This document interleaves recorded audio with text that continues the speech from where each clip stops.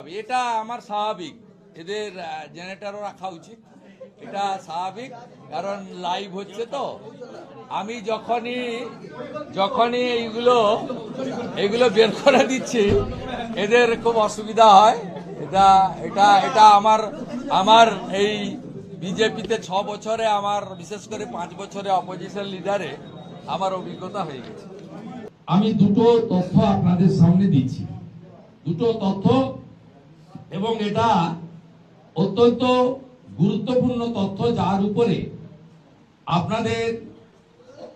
আমাদের ব্যবস্থা জুডিশিয়ারিকে এবং ইলেকশন কমিশনকে নিতে হবে। ইলেকশন সেল পূর্ব মেদিনীপুর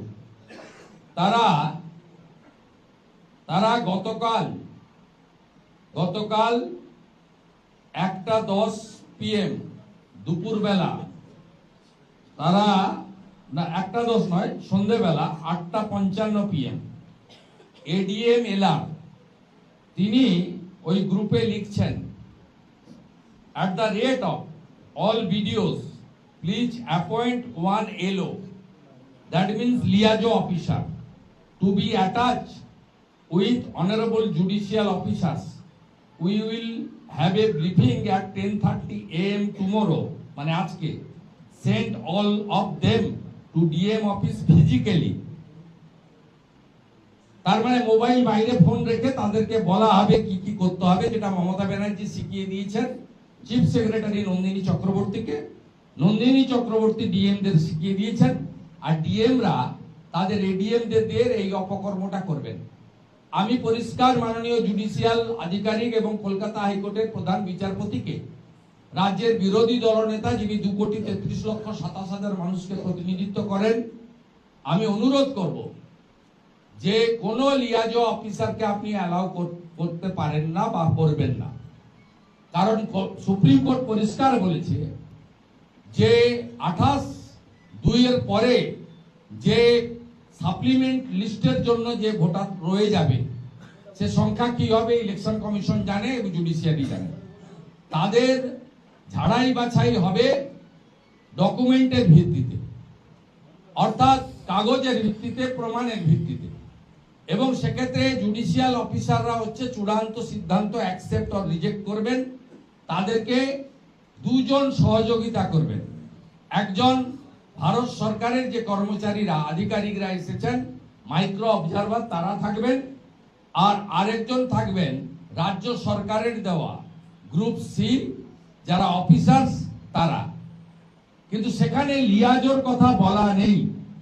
এই লিয়াজো আমরা দেখেছি পুলিশ অবজারভার, জেনারেল অবজারভারদের সঙ্গে বিশেষ রাজনৈতিক দলের লোকেদেরকে লিয়াজো করা হয়, এবং তারা লিয়াজো অফিসার হিসেবে প্রথমে ম্যানেজ করার চেষ্টা করেন, পরে যদি কথা না শোনেন, ম্যানেজ না হন, বাধা দেওয়ার চেষ্টা করেন। এবং তারা যেহেতু পশ্চিমবঙ্গের আধিকারিক, তাদেরকে বিভিন্নভাবে শাসক দল এবং প্রশাসন থেকে তাদেরকে ভয় দেখানো বা অন্য জিনিস হয়। আমি আপনাদের মাধ্যমে এটা বললাম যে দেখুন, গতকাল রাত্রি 8:55-তে পূর্ব মেদিনীপুরের ইলেকশন সেল থেকে এডিএম এলআর কি পোস্ট করেছে, সম্পূর্ণ অবৈধ, সুপ্রিম কোর্টের ডাইরেকশনের পরিপন্থী। আমি এখান থেকে ক্যালকাটা হাইকোর্টের চিফ জাস্টিস এবং সিও ওয়েস্ট বেঙ্গলকে অনুরোধ করব যে এর বিরুদ্ধে ব্যবস্থা নেওয়ার জন্য। আমি এরপরে সোশ্যাল মিডিয়াতেও দেব, এবং বিজেপির পক্ষ থেকে আমরা রিটিন কমপ্লেনও সিইসিকে, আমরা ইসিআইকে পাঠাবো। এটা 1 নম্বর ইনফরমেশন। দ্বিতীয় নম্বর, আজকে সকালে ঠিক নয়, দুপুরবেলা 12টার সময় ডিএমরা ভিসি করেছেন সব বিডিও এবং এসডিওদের সঙ্গে।